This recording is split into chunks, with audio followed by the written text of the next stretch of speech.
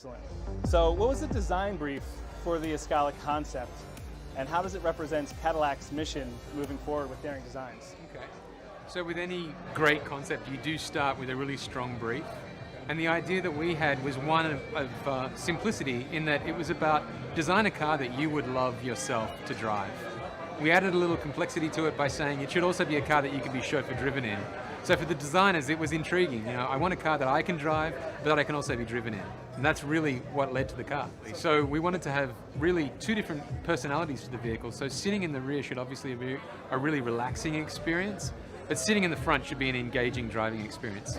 So I guess the first thing is, when I moved into this role, you know, for me, I wanted to have an education of what is Cadillac really about. So with Ed Welburn, we went through the Heritage Center and we looked at lots of the previous concepts. And what I noticed is each concept was different to the one before, but they all had something in common, and that was this bold, optimistic design and this integration of technology. So in that way, I would say this concept is very like the concepts that have come before it, but in reality, it's also about evolving the DNA of the vehicle. So taking the design forward into the future, not looking back. And that really was, you know, the design philosophy. The designers embraced it. My message to them was it shouldn't be mistaken for any other Cadillac, and it certainly shouldn't be mistaken for any other brand. Well, I mean, the heritage is so rich. Johan mentioned earlier that the brand is going to be 114 years old this year. So there's such a rich heritage to draw from. But the great thing is that all the great Cadillacs, they didn't look like the one before them. They're always pushing forward, and that's what we want to do. So I think that certainly we wanted to retain the Cadillacness that people would recognize on the road. I think the simplicity in the design, while it's sophisticated, it is simple, it's a memorable design. So what I mean by that is you could draw on a napkin 1, 2, or 3 lines to convey what the vehicle is about. And that's certainly what I see in Cadillacs today as well. So I'd say certainly the headlamps and tail lamps are something that we're really excited about, because we already kind of own this vertical light signature, but I don't want it to get stale. It has to continue to evolve.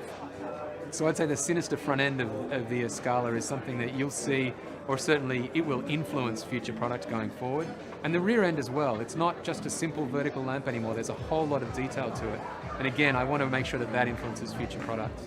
So I guess there's a couple of features I really like, but if I had to pick one, the rotary controller in the center of the vehicle is really a beautiful piece of jewelry. And we wanted it to be something that was really celebrated. The whole interior is almost swirling around this rotary controller. It has layer upon layers of detail. It was inspired by something that I'm quite fond of, which is vintage watches, but it's also inspired by vintage Cadillacs. And in particular, you'll see floating in the center is a reinterpretation of the classic goddess that Cadillac had through the 30s and 40s. Yeah. That's beautiful. Excellent. So, that's a good one right here. How long did it take to design this car? What was the process like? So, I'll answer it in reverse order. I'm completely exhausted. The process is insane.